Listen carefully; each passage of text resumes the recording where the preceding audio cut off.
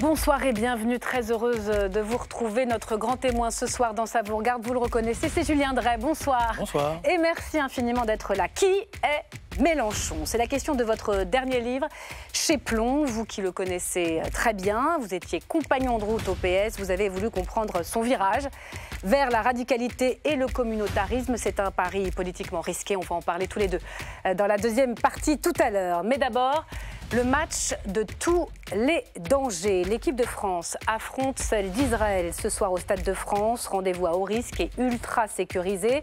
Après le lynchage des supporters israéliens à Amsterdam et dans un contexte où la haine antisémite explose dans le pays depuis le 7 octobre. Alors que proposent les députés pour la contenir? Grand décryptage dans un instant sur ce plateau. Enfin, la question qui fâche ce soir, doit-on interdire la grève à Noël? Éric Ciotti propose une loi en ce sens après que les syndicats de cheminots ont déposé un préavis pour mi-décembre. Duel de chroniqueuses ce soir à la fin de cette émission. Voilà pour le sommaire. On y va, Julien Drey? Ça vous regarde, top générique.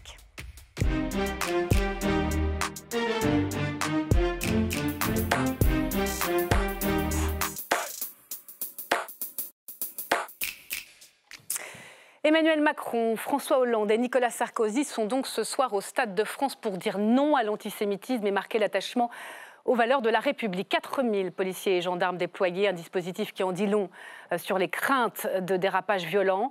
Alors comment en est-on arrivé là pour un simple match de foot et au-delà?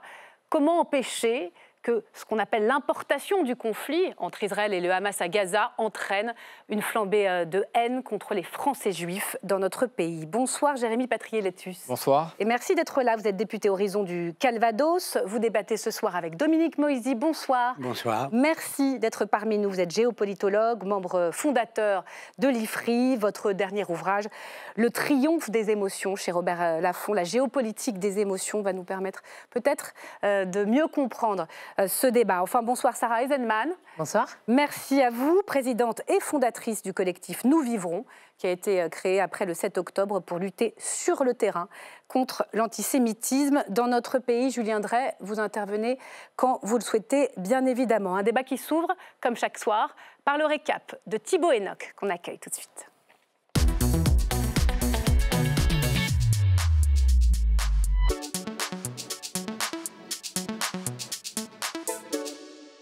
Bonsoir Thibaut. Bonsoir Myriam, bonsoir à tous. C'est donc un match sous très très haute tension ce soir. Mais est-ce encore un match de football, hein? Regardez ces images du dispositif de sécurité au Stade de France. Ce soir, 4000 policiers et gendarmes mobilisés, plus de 1600 agents de sécurité privée et des unités d'élite du RAID chargées d'assurer la sécurité de l'équipe d'Israël. Non, ce n'est plus seulement un match de football, c'est un symbole, un test de la capacité de la France à assurer la sécurité des sportifs et des supporters juifs. Certains m'ont proposé d'annuler le match, mais pas question de reculer, pas question de se soumettre. La France ne recule pas, la France, la République ne se soumettent pas. Alors la France ne recule pas, mais les autorités israéliennes, elles, ont appelé les supporters à éviter de se rendre au Stade de France à Saint-Denis ce soir pour motif de sécurité. Résultat, on se dirige vers la plus faible affluence au Stade de France de toute son histoire. 25 000 billets vendus pour 80 000 places seulement. Une influence inversement proportionnelle en revanche côté politique, avec la présence du chef de l'État et du Premier ministre ainsi que des anciens présidents de la République, Nicolas Sarkozy et François Hollande. Nous ne céderons rien à l'antisémitisme, a déclaré Emmanuel Macron avant la rencontre. Ne croyez pas cependant à une union sacrée à quelques kilomètres. C'est une manifestation contre la tenue de ce match qui s'est déroulé en fin de journée à l'appel notamment d'élus de la France insoumise qui estiment qu'il fallait boycotter ce match avec l'équipe d'Israël. Alors l'émotion et la vigilance, évidemment, ce soir au Stade de France, qui était renforcée par ce qui s'est passé à Amsterdam. Oui, les images ont fait le tour de l'Europe. À la sortie d'un match, des supporters du Maccabi Tel Aviv sont pourchassés et battus dans les rues. Des attaques antisémites aussitôt dénoncées par le Premier ministre néerlandais qui a parlé de honte pour son pays. Une honte que bien d'autres pays européens pourraient partager, car une vague se déploie en Europe dont cet événement n'est que la crête. Le niveau honteusement élevé des actes antisémites. C'est normalisé à tel point qu'il a disparu de la conscience publique. Voilà ce que déclarait en début d'année le commissaire européen chargé de la lutte contre l'antisémitisme. Quelques chiffres enfin pour réveiller les consciences. Voici le premier. D'abord, en Europe, 76% des Juifs déclarent cacher occasionnellement leur identité. En France, à présent, les actes antisémites ont été multipliés par 4 en un an, une progression d'une ampleur jamais connue et qui se manifeste en particulier chez les jeunes. Nous observons un rajeunissement des mis en cause pour des faits d'antisémitisme. 42% des mis en cause ont moins de 35 ans. Nous avons une surreprésentation des jeunes qui sont 3 fois plus nombreux dans cette tranche d'âge.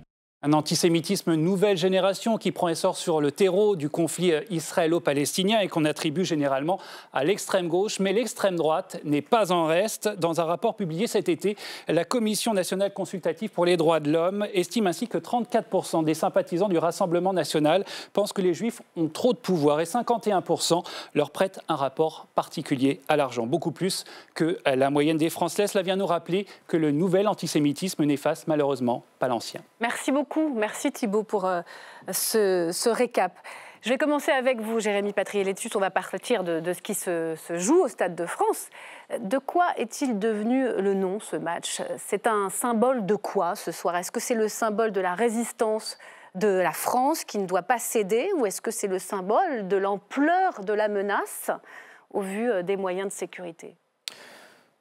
C'est d'abord le symbole, je pense, de la lutte implacable que nous devons mener collectivement contre l'antisémitisme et voir l'ancien président de la République, une partie du gouvernement, des parlementaires, de nombreux parlementaires être présents. C'est aussi réaffirmer que le combat contre l'antisémitisme, ça concerne l'ensemble des Français. C'est une preuve aussi d'unité de la France dans ce combat, enfin en tout cas d'une majorité, je pense. Il fallait qu'il ait lieu coûte que coûte. Les Français, il fallait qu'il ait lieu, et puis dire après les événements insupportables, les attaques dont ont fait l'objet les supporters israéliens à Amsterdam, qu'en France, on pouvait être capable de tenir des matchs, et je l'espère, dans de bonnes conditions.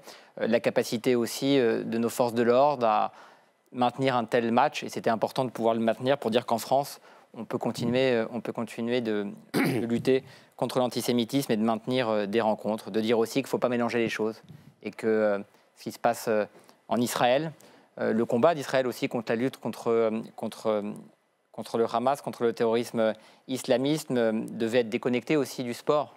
Il s'agit d'un match de foot. Et quand j'entends les députés de la France insoumise assimiler des joueurs de foot, des artistes, puisque c'est vrai pour des boycotts, des appels à des boycotts à des concerts, je crois que malheureusement, ils contribuent aussi à renforcer l'antisémitisme. Alors, la France insoumise ce soir est sur la place populaire de Saint-Denis et elle appelle à l'annulation de ce match. On ne joue pas au génocide avec le génocide, c'est le mot d'ordre de cette réunion. Je vous propose d'écouter Éric Coquerel qui, lui, critique, contrairement à vous, monsieur le député, la présence d'anciens présidents et du président au Stade de France ce soir. Éric Coquerel. Comment voulez-vous, avec cette présence, que Benjamin Netanyahou n'entende un seul message? Vous pouvez continuer, la France n'en a rien à faire, vous pouvez continuer à raser Gaza, la France regarde ailleurs, ou plus exactement, elle regarde un match de football entre la France et l'Israël. Voilà, on ne joue pas avec le génocide, c'est le mot d'ordre de cette manifestation. Sarah Azenman, dans quel état d'esprit vous êtes ce soir? Est-ce que vous êtes plutôt confiante et rassurée? La France a mis les moyens, honnêtement. Il y a très peu de chances de débordement au vu des forces de police comparables à ce qu'on a fait pendant les JO, ou au contraire, vous êtes désespéré? Je suis dépitée. Je vous posais la question du symbole de ce match France-Israël. Je trouve que c'est le symbole de la chute. C'est le symbole de la chute que l'on n'arrive pas à endiguer avec cette explosion des actes antisémites. On voit les images avec 4000 policiers, le déploiement du RAID, les grilles anti-intrusion pour une jauge de 12 000 personnes. En fait, je me pose même la question de savoir si, je suppose que le gouvernement est bien renseigné et on salue naturellement toutes les mesures qui ont été prises pour protéger ce match, protéger les spectateurs, mais si on en est là, c'est peut-être l'état d'urgence en fait qu'il faut décréter en France. Pour un match au Stade de France entre la France et Israël, on a 4000 policiers. Ce qui se joue au Stade de France, c'est ce qui se joue au quotidien pour les Juifs de France. Un climat d'insécurité, un climat de terreur. On en viendrait presque à devoir mettre un policier derrière chaque Juif en France. Donc les Juifs français ou les Français juifs, pour vous, ne sont plus en sécurité en France? Les Français juifs, en tout état de cause, ont peur. On l'a vu avec les chiffres que vous avez cités. Et après, ce n'est pas une question d'appréciation. On a vu les chiffres. Plus 1000% des actes antisémites suite au 7 octobre, x4 cette année. Près de la moitié des actes antisémites en milieu scolaire concernent des étudiants, des enfants même en milieu scolaire. Les étudiants juifs ont peur d'aller sur les campus. Et aujourd'hui, ont peur d'aller dans un stade. C'est notre réalité. On peut l'appeler comme on veut. Ils peuvent raconter ce qu'ils veulent à Saint-Denis, la France insoumise. Non, les Juifs ne sont plus en sécurité en France. Ou alors, s'ils le sont, c'est peut-être pas la peine d'envoyer 4000 policiers au Stade de France. Hein. Dominique Moïsi, c'est une soirée particulière dans le pays. Quel est votre regard? Déjà, de quoi ce match est-il devenu le nom pour vous? Il y a plusieurs choses. Le premier, ce qui est intolérable, c'est que des passants dans les rues d'Amsterdam doivent dire à leurs agresseurs « je ne suis pas juif ». Ils ne disent pas « je ne suis pas israélien ». Ils ne disent pas « je ne suis pas un supporter du Maccabée Tel Aviv ». Ils disent « je ne suis pas juif ». Et je crois qu'il est important de relier cela à ce qui se passe le 7 octobre avec ce terroriste qui se filme et qui dit à son père « je viens de tuer 15 juifs ». Il ne dit pas « j'ai tué 15 Israéliens ». Il dit « je viens de tuer 15 juifs ». Et donc là, c'est effectivement prendre la mesure du problème. Cette assimilation entre les Juifs et les soutiens au gouvernement Netanyahou. Alors maintenant, si vous le permettez, j'appartiens à une autre génération. Je suis fils de survivants d'Auschwitz. Mon père, croix de guerre 39-40, a été arrêté à Nice, conduit par des gendarmes français à Drancy. Il est parti pour Auschwitz, il a survécu. Il y avait 4 personnes sur 1000 dans son convoi. Et j'entends, je comprends, je partage la douleur, l'inquiétude de la communauté juive aujourd'hui. Mais je crois qu'il est important aussi de prendre la mesure de la différence. Quand aujourd'hui j'ai un de mes amis non juifs qui sort du musée juif rue du Temple, le Mage, et un gendarme lui dit « N'ayez pas peur, je suis là pour vous protéger ». Et je compare ce qui se passait en 1943 avec ce qui se passe aujourd'hui. Et quelque part, je me dis quand même, il ne faut pas sombrer dans des excès. L'État est là pour protéger la population juive. Entre 1940... Par exemple, le mot de pogrom qui a pu être utilisé par Benjamin Netanyahou n'est pas approprié pour vous sur Amsterdam. Non, alors à Amsterdam, je crois qu'il faudrait aller dans les détails. Est-ce que les manifestants étaient manipulés par des organisations terroristes? Est-ce que c'était plus spontané? Est-ce que c'était des Marocains qui, il y a un certain nombre d'enquêtes qui commencent à qui refusaient émerger. Les accords d'Abraham passés entre leur pays et Israël et qui profitaient de cette occasion, mais qui ont mélangé, là encore, sionistes et juifs. La grande question, au fond, c'est comment on fait pour manifester, Julien Drey, sa solidarité avec le peuple palestinien? Quand on veut le faire, c'est légitime de manifester face à une guerre qui fait des civils par dizaines de milliers, sans, au fond, qu'on vous renvoie à l'antisémitisme, parce qu'on l'entend beaucoup, ça, attention, le 2 poids 2 mesures, et en même temps sans que ça ne bascule clairement dans la haine antisémite. Est-ce qu'on peut dire que notre pays arrive à tenir ces deux bouts de la chaîne, où au fond, il y a des souffleurs sur les braises qui vous imposent de choisir un camp? Mais qui assassine le plus de Palestiniens? C'est la question qu'il faut se poser. Elle est simple. Et la réponse, c'est le Hamas et le Hezbollah. Vous avez des images qui n'ont pas été publiées comme il le faudrait, qui ont été révélées, qui montrent les tortures pratiquées par le Hamas sur la population gazaoui. Mais il y a quand même énormément de bombardements qui font Il y a des bombardements, mais des morts parmi les civils et une disproportion qui est maintenant factuelle. C'est pas un problème de comptabilité. Déjà, c'est pas un problème de comptabilité. Établi. Ce n'est pas un problème de comptabilité. C'est un problème simplement que le peuple palestinien est un instrument d'une lutte politique qui est menée par les forces islamistes. Ce n'est qu'un instrument. Donc pour vous, les premiers responsables des morts à Gaza, c'est le Hamas? Oui, parce qu'aujourd'hui, vous pourriez très bien arrêter la guerre. Il suffit de libérer les otages. Il suffit de libérer les otages et de dire on va discuter. Voilà, ils ne le font pas. Ils multiplient. Nous en sommes à je ne sais plus combien, une dizaine de propositions de cessez-le-feu, etc. Même ceux qui ont essayé jusqu'au bout, même le Qatar, dit maintenant on n'y arrive pas. Voilà. Parce que c'est un jusqu'au-boutisme qui considère que rien ne doit être fait pour arrêter le processus. Et vous ne voyez pas de jusqu'au-boutisme chez Benyamin Netanyahou? Vous voyez, vous, des buts de guerre? Moi, j'attends tous ceux qui sont des grands conseillers qui m'expliquent qu'est-ce qu'aurait dû faire Israël. C'est-à-dire, qu'est-ce que vous pouvez faire pour, une fois que le 7 octobre a commencé? Parce que, et c'est là où le débat que vous avez les uns et les autres est important, le 7 octobre, ce n'est pas simplement une question antisémite.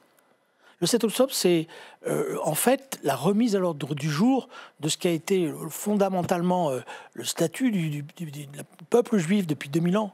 C'est qu'à nouveau, il s'agit de détruire les juifs. Vous l'avez dit très bien. Voilà, c'est ça qu'ils ont dans la tête. Et c'est ça qu'ils veulent.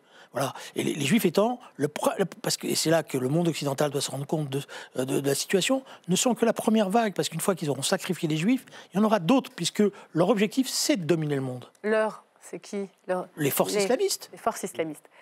Jérémy Battrier, je vous propose qu'on revienne en France, parce que notre sujet, c'est comment on fait pour lutter contre l'antisémitisme aujourd'hui. On va vous montrer un petit sujet sur les différentes propositions de loi. Question simple. Quand on dit les génocidaires, c'est ce que dit régulièrement la France insoumise. Ce mot-là, il est extrêmement chargé par l'histoire, évidemment, par l'imaginaire auquel il renvoie. Est-ce que pour vous, c'est de l'antisémitisme? Oui, pour une simple raison. Et je vais vous citer, à mon avis, cette phrase de Yankelevitch qui résume tout notre débat.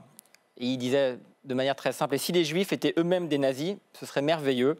Il ne serait plus nécessaire de les plaindre, ils auraient mérité leur sort. » Et ça résume finalement tout le sujet. C'est qu'aujourd'hui, la nazification de l'État d'Israël, elle nourrit une nouvelle forme d'antisémitisme. Qu'est-ce qu'on voit dans les tramways d'Amsterdam? On ne voit pas cancer des Israéliens, on voit cancer des Juifs. Qu'est-ce qu'on entend dans le métro parisien?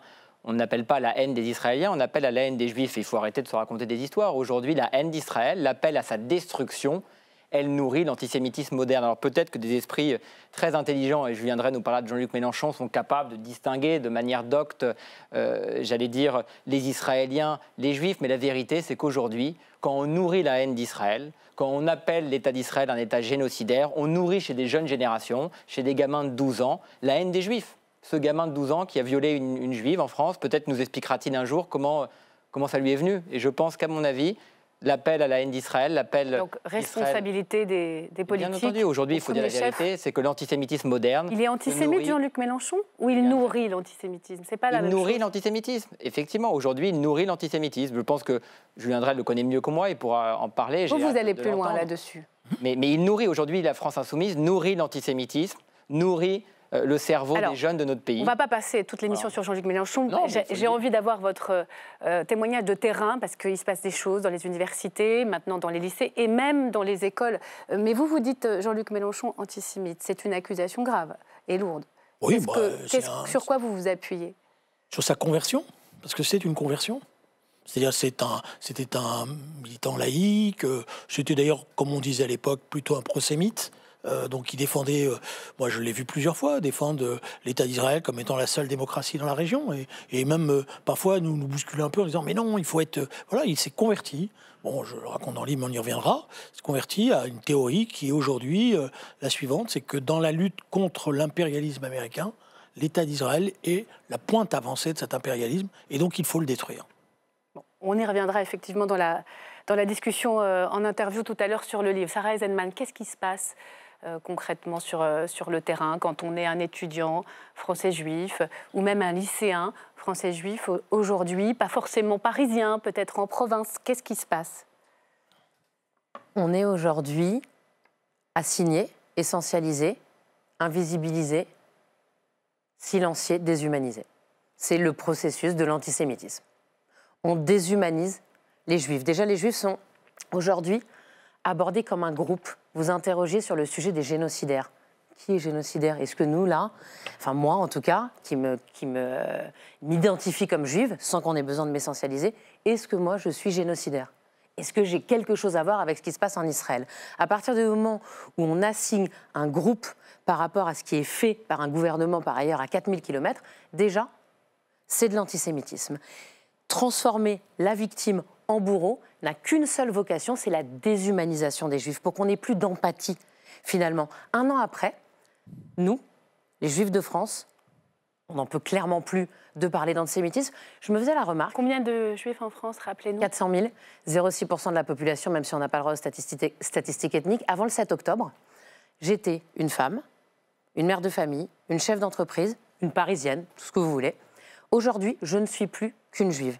Je ne me vis plus que comme juive, parce qu'on me renvoie cette image et parce que mon quotidien est marqué par des menaces antisémites. Mais attention, hein, on ne parle pas que de menaces physiques. Moi, je ne suis pas en train d'expliquer qu'on nous attend à la sortie de chez nous pour nous tabasser. C'est du harcèlement sur les réseaux sociaux, c'est le harcèlement. Moi, je dis aussi que Jean-Luc Mélenchon est antisémite, que la France antisémite, la France insoumise est le premier parti antisémite de France qui a fait de l'antisémitisme. Alors, je précise qu'ils ne sont pas sur ce plateau pour se défendre ou vous répondre. Naturellement, on mais a essayé de les inviter, mais alors là, c'était pas de bol, si j'ose dire. Pas disponible, c'est loupé. Mais du coup, Au Stade de France. le climat antisémite est là, donc on nous assigne finalement à ça, et on arrive à un point où effectivement, un an après, pour les non-juifs, ras-le-bol de l'antisémitisme. Et je peux comprendre, 0,6% de la population française, ça fait un an qu'on ne parle que des juifs et de l'antisémitisme.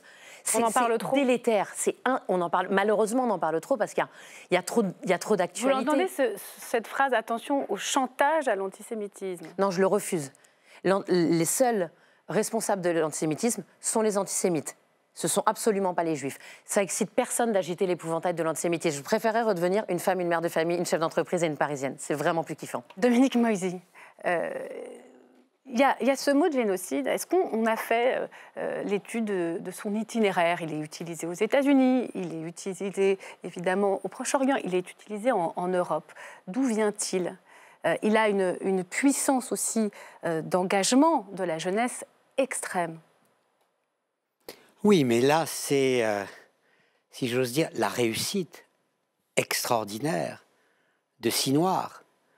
Sa barbarie. Le chef du Hamas. Le chef du Hamas. Sa barbarie extrême a poussé les Israéliens à la nécessité légitime de se défendre et peut-être à des actes de vengeance. C'est là où j'aurais des nuances avec ce que dit Julien Drey. C'est-à-dire que je condamne avec la plus grande rigueur la barbarie du Hamas. Mais tous les Palestiniens ne sont pas au Hamas. Et j'ai de l'empathie pour les enfants palestiniens qui meurent dans Gaza. Et je comprends que les images chassent les images, que la mémoire se transforme. Et les plus antisémites sont les plus jeunes, précisément parce qu'ils n'ont plus les références de la Deuxième Guerre mondiale. Et ils ne voient plus les enfants du ghetto de Varsovie. Ils ne voient que les enfants de Gaza. Et je pense que la responsabilité juive dans mon esprit, si l'on veut rester fidèle au message universel qui est le nôtre, c'est d'avoir aussi de l'empathie pour la souffrance de l'autre. Être capable de se mettre à sa place. Sinon, on n'y arrivera pas. Attendez, je voudrais juste, si vous me permettez, je vous en prie. Moi j'ai de l'empathie. Moi, vous savez, toute ma vie, je me suis battu. Depuis l'âge de 15 ans, je me suis battu pour qu'il y ait deux États. Oui, moi aussi. Je me suis battu, y compris contre les plus extrêmes dans la communauté juive, qui ne voulaient pas, etc. J'ai aucun problème là-dessus. Et quand il y a un enfant palestinien qui meurt, je ne suis pas en train d'ouvrir une bouteille de champagne. Hein, que les choses soient claires. Maintenant, je vous fais une remarque. Vous avez une ville entière souterraine qui a été construite. C'est-à-dire toute l'aide internationale qui aurait permis à cette partie du territoire qui est très belle, toute la bande de Gaza, qui aurait pu être la perle de l'Orient. C'est ce que disait Simone Peres après les accords d'Oslo. Il y a une ville entière qui a été construite, ils n'ont pas ouvert un tunnel pour protéger la population. Ils les ont laissés exprès. Bien sûr. Voilà. Donc les principales... Moi, j'ai de l'empathie pour le peuple palestinien. La seule chose que je regrette, c'est qu'il n'arrive pas à se révolter pour renverser le Hamas et dire on ouvre une nouvelle page. Alors l'histoire n'est pas terminée et on va essayer d'avancer et revenir en France. Mais c'est très bien que chacun puisse s'exprimer de façon aussi forte. Qu'est-ce qu'on fait ? Est-ce qu'on peut faire quelque chose contre l'antisémitisme? C'est même une question. Il y a eu plusieurs textes de loi ici à l'Assemblée nationale. On en a déjà parlé sur la chaîne parlementaire, bien évidemment. Il y en a un autre qui pourrait arriver dans les prochains mois, non pas pour renforcer les sanctions contre l'antisémitisme, mais pour incriminer l'antisionisme. Explication avec Maïté Frémont.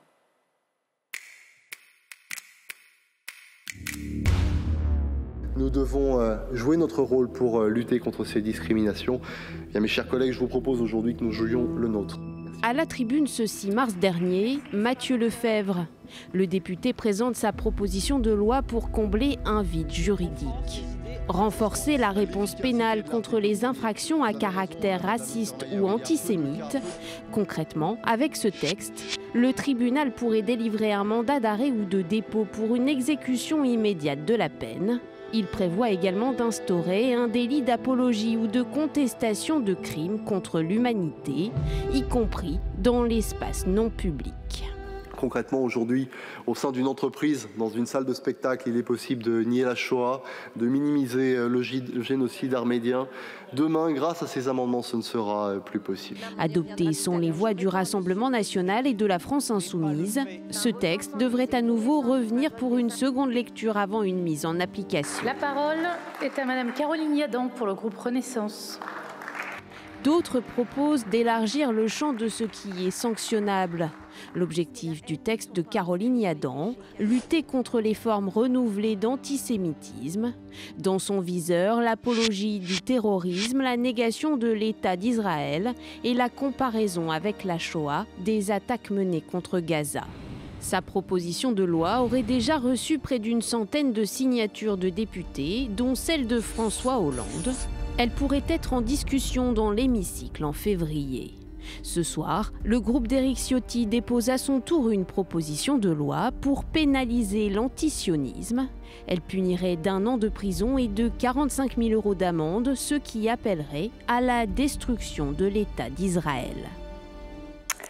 Jérémy Patrier-Létus, vous êtes favorable, vous, comme député, à créer une infraction d'antisionisme, c'est-à-dire, quand on dit sale sioniste, c'est ce qui est arrivé d'ailleurs à Yael Braun-Pivet, la présidente de l'Assemblée nationale. Aujourd'hui, c'est une évidence, ça veut dire sale juif, mais c'est déjà poursuivi par la loi. Est-ce qu'on a besoin d'une nouvelle loi ?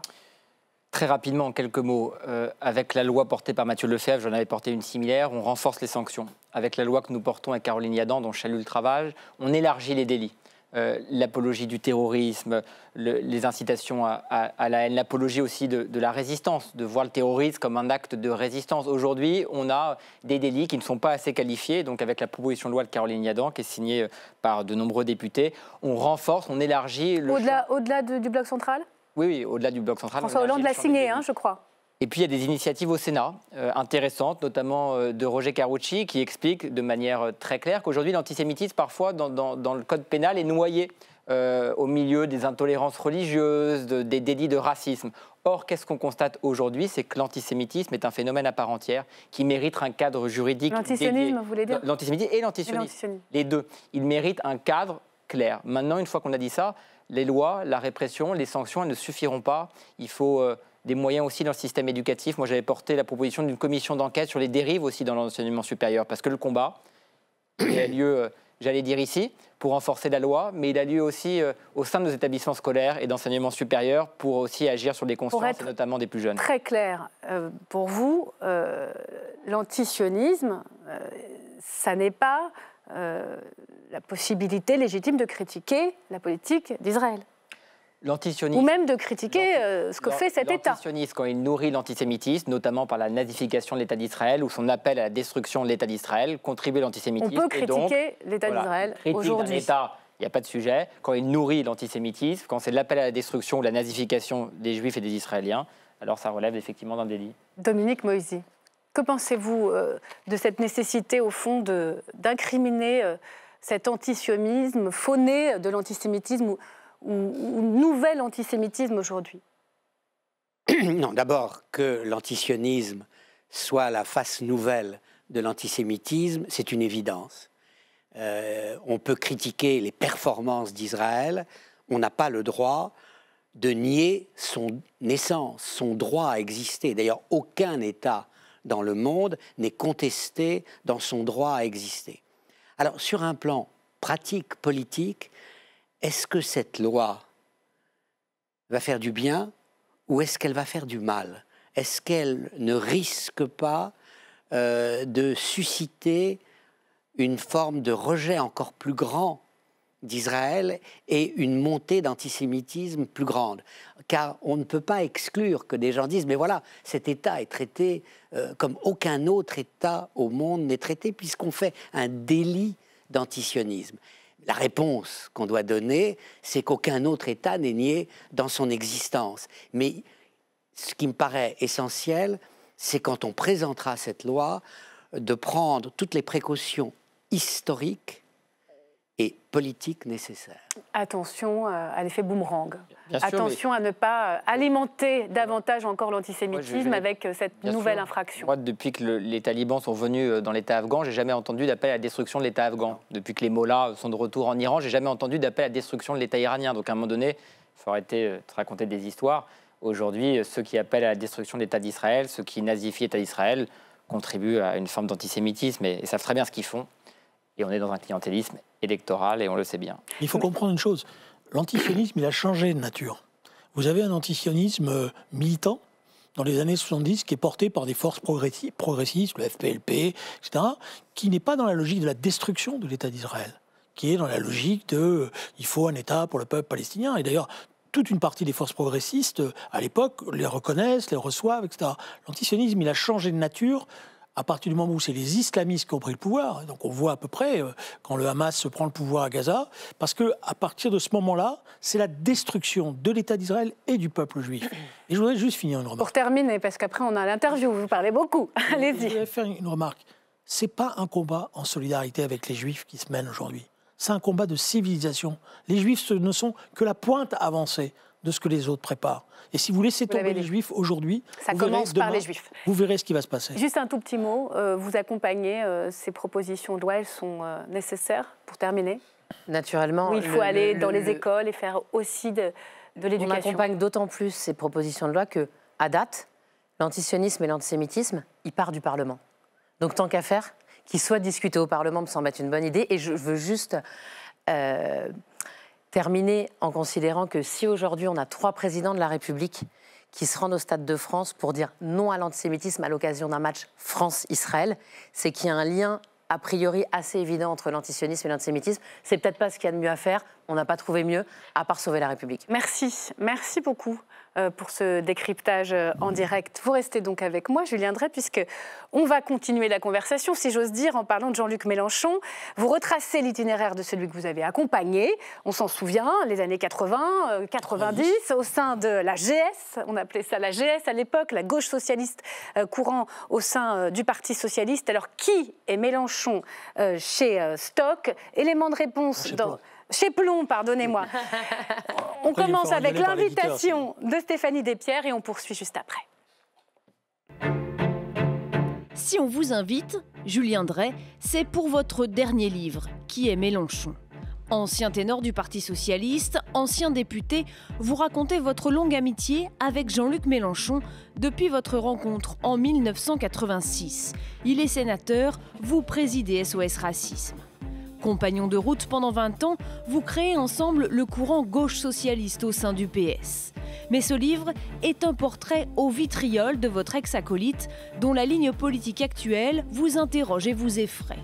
Premier tournant, en 2012, celui de la radicalité et d'un discours qui joue le peuple contre les élites. Avec la création de la France Insoumise en 2016, puis l'entrée de 17 députés à l'Assemblée nationale en 2017, Jean-Luc Mélenchon devient le nouvel homme fort de la gauche. Il se tourne vers la dénonciation de l'islamophobie et les banlieues. Vous dénoncez son cynisme. Le calcul électoral est simple. Jean-Luc Mélenchon et sa jeune garde considèrent que les prolétaires blancs sont passés au RN. Ils partent à la recherche de nouveaux damnés de la terre, qu'ils finissent par trouver. La France insoumise n'apprécie guère. C'est marrant parce que quand il était jeune, il était antiraciste, je crois, SOS Racisme. Enfin, j'étais resté là, mais finalement, il a été, comme beaucoup d'autres, malheureusement, pris par ce mal. Parce que je pense que c'est ça qui l'anime, en fait, en réalité. Voilà. Ce qu'il ne supporte pas, c'est que, par exemple, on dénonce le racisme anti-musulman. Et je pense que c'est ça qui fait sa ligne politique aujourd'hui. Donc c'est bien dommage. Pour vous, Jean-Luc Mélenchon a pris depuis longtemps le chemin de la haine anti-juif. 2022 marque l'accélération du bruit et de la fureur du premier des Insoumis. Mais le vrai tournant, c'est le 7 octobre. Jean-Luc Mélenchon bascule définitivement du côté des organisations terroristes et de l'agenda islamiste. En écho au titre du livre « Qui est Mélenchon ?», vous concluez ainsi « Cet homme est un immense gâchis pour la gauche qui désormais peut devenir un danger pour la France. » Alors avant d'entrer dans le détail, est-ce que vous souhaitez répondre à Éric Coquerel? Oui, parce que je vais lui dire une chose. S'il trouve une déclaration de ma part, un acte qui met en cause les musulmans, je lui paye à manger, comme dirait l'autre. Hein. Et s'il connaissait ma vie, il ne se permettrait même pas de faire cette réflexion-là, ma vie personnelle. C'est dit. C'est un essai passionnant qui questionne au fond les raisons d'un basculement idéologique progressif. Hein. Tout ne se fait pas du jour au lendemain. Grand républicain, laïque devant l'éternel, il finit par frayer 30 ans plus tard avec les indigènes de la République et l'islam politique. Et c'est au fond cet itinéraire de basculement en basculement que vous racontez. Quand vous le rencontrez, rappelez-vous, 1986, qui est-il à ce moment-là? C'est un jeune sénateur de l'Essonne. C'est un sénateur qui a du talent. Tout de suite, tout le monde l'a reconnu. Et c'est un personnage plutôt truculent parce qu'il connaît l'histoire, il veut faire l'histoire. Et donc, c'est un compagnon agréable. Compagnon agréable. 30 ans plus tard, et on reviendra aux étapes juste après, vous le comparez sur la forme à Donald Trump.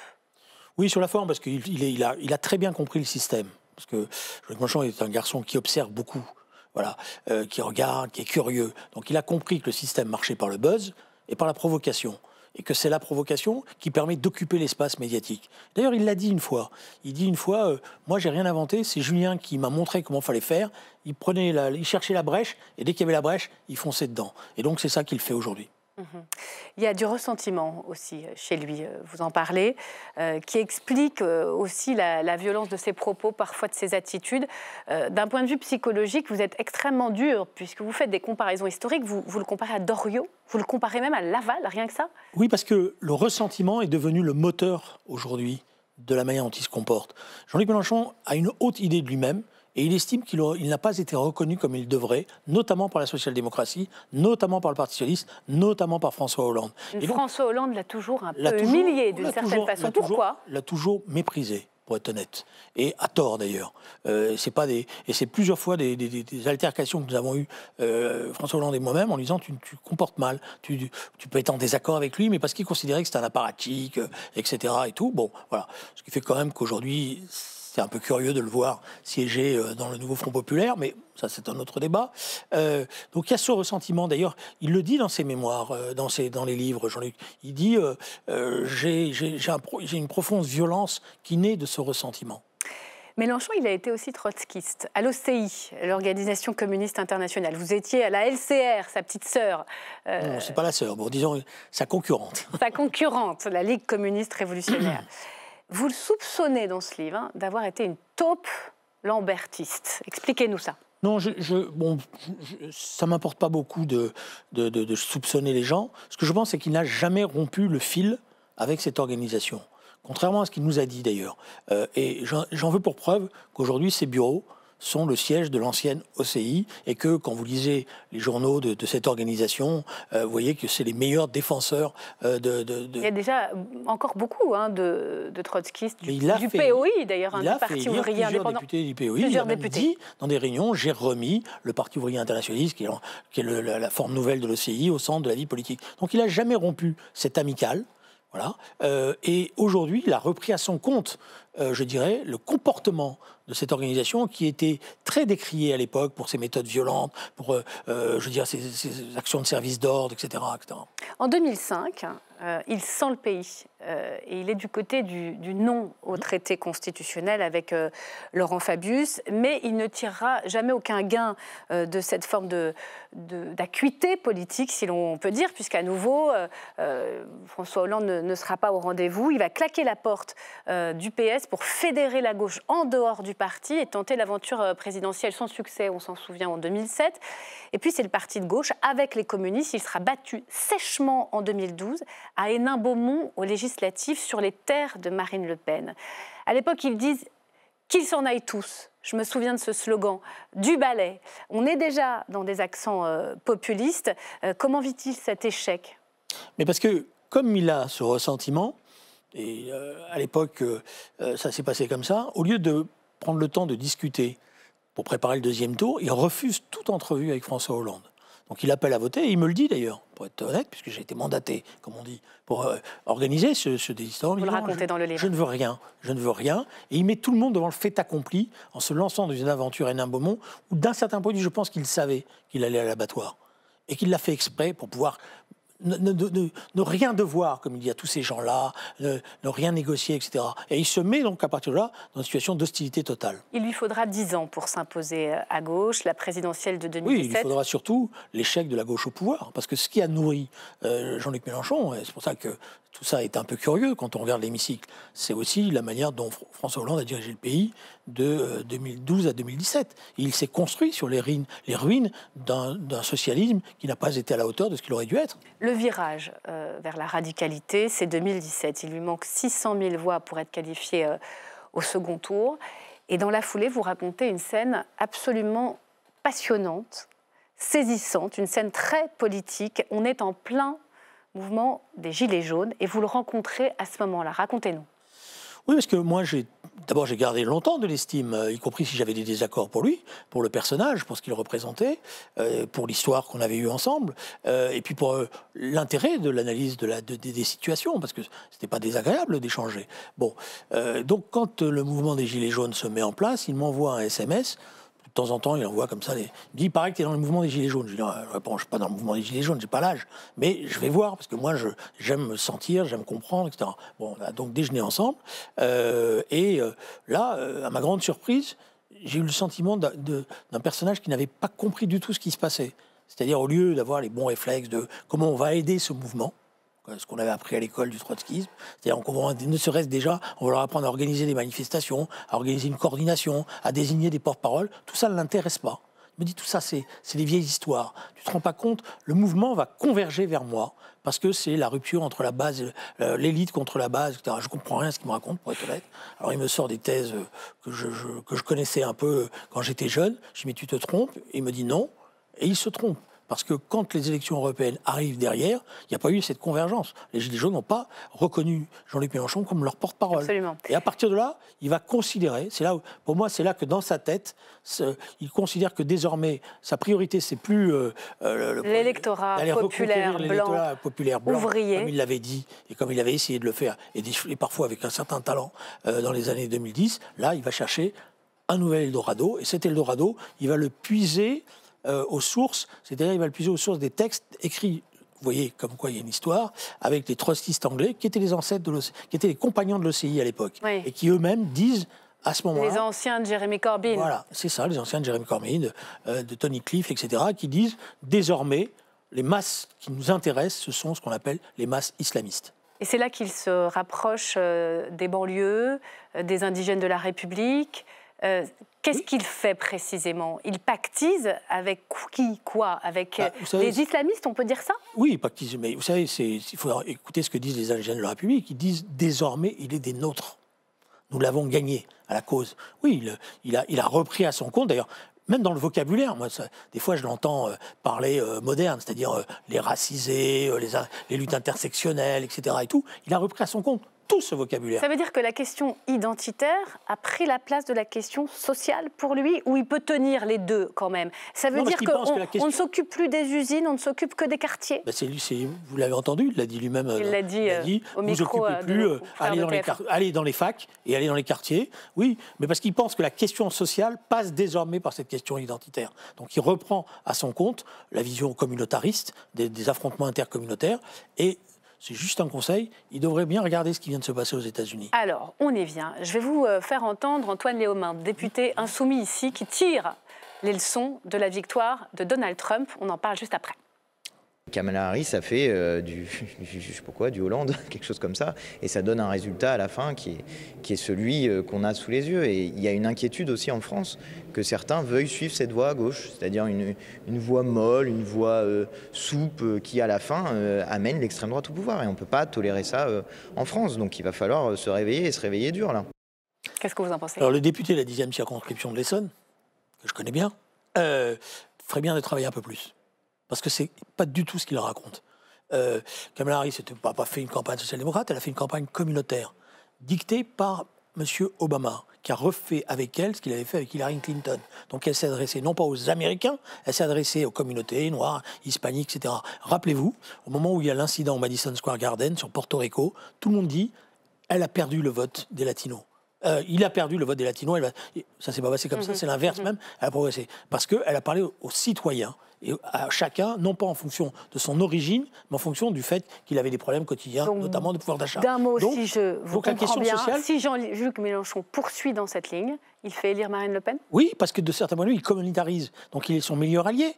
Aujourd'hui, paradoxalement, celui qui a parlé du pouvoir d'achat, donc la question sociale, c'est Trump. Parce qu'il a attaqué, vous voyez, la question de l'inflation, des choses comme ça. Donc ils n'ont pas compris cela, et ils n'ont pas compris autre chose, qui est beaucoup plus important. C'est qu'il y en a un ras-le-bol, dans la société, de cette communautarisation, de ce wokisme, de cette réécriture de l'histoire, etc., etc. Et c'est intéressant de voir le vote. C'est un vote populaire qui vote pour Trump malgré Trump. Au-delà des minorités, des appartenances et des différences. C'est passionnant. Merci beaucoup. Merci infiniment, Julien Drey. Vous restez avec moi. Qui est Mélenchon? C'est donc à lire chez Plon. Et puis on voit dans le livre, et il faut le lire pour ça, voilà, ce que vous pensez du compagnonnage du PS dans le nouveau Front Populaire avec les Insoumis. Vous restez avec moi. On va terminer avec notre duel de chroniqueuses ce soir. C'est la question qui fâche.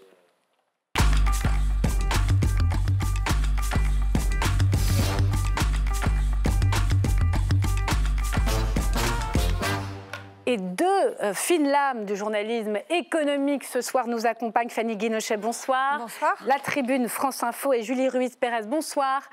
Et c'est pour le Figaro que vous êtes là ce soir. Voici, mesdames, la question qui fâche. L'annonce est formelle. Les syndicats de la SNCF appellent bel et bien à la grève illimitée dès le 11 décembre prochain. Alors, l'intention d'encadrer ce droit fait son retour dans le débat public. Mon groupe va déposer une proposition de loi qui va interdire la grève pendant la période des vacances de Noël. Si le texte n'a pas encore été déposé, le président de l'UDR en a dévoilé les contours. Limiter le droit de grève lors des vacances scolaires, notamment durant la quinzaine de Noël, ou encore instaurer un service minimum de 50% durant les jours fériés. Des mesures directement inspirées du modèle italien. Là-bas, les salariés ne peuvent pas faire grève lors des périodes de fort trafic et le droit de grève des services essentiels impose un préavis obligatoire de 10 jours avant la mobilisation. En France, la question du droit de grève a déjà été abordée. D'abord en 2007 avec une loi qui imposait aux salariés du secteur des transports à notifier leur intention de rejoindre le mouvement 48 heures avant. Mais pas trop empêcher les gros mouvements de protestation comme il y a 4 ans où le trafic SNCF avait été totalement paralysé. Il y a énormément de trains qui sont supprimés. 2 ou 3 trains dans la journée, donc on se débrouille comme ça, on demande à la famille de nous déposer. Tout le monde fait autrement, quoi. Voiture, covoiturage. En avril dernier, les sénateurs ont aussi tenté de s'attaquer à ce dossier sensible avec une proposition de loi, mais sans succès. Alors la question qui fâche, la voici.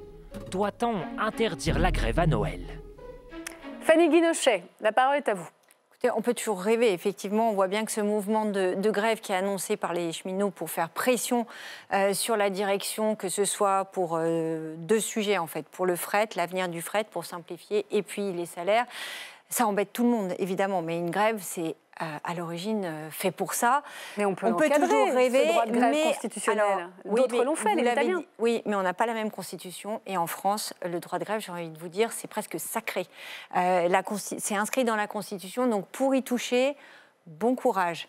Donc même l'encadrement, même le limiter, c'est vraiment très très difficile. Et puis vu la majorité actuelle, qui va prendre la responsabilité de dire on touche au droit de grève. C'est quelque chose de très profond dans un pays. Alors les Italiens, ils ont leur histoire, mais la France a une histoire sociale très forte, très ancrée, c'est presque l'histoire révolutionnaire. Donc c'est pas doit-on, c'est peut-on, et donc non. Que derrière le symbole, c'est très très difficile de toucher à ce droit de grève. Qu'est-ce que vous en pensez ? Effectivement, dans la Constitution, c'est assez clair sur le fait que ça paraît extrêmement compliqué. La Constitution, en fait, sur la jurisprudence des décisions du Conseil constitutionnel, on voit que le droit de grève peut être limité seulement pour les besoins essentiels du pays. C'est vrai qu'on a du mal à imaginer comment le Conseil constitutionnel pourrait considérer que...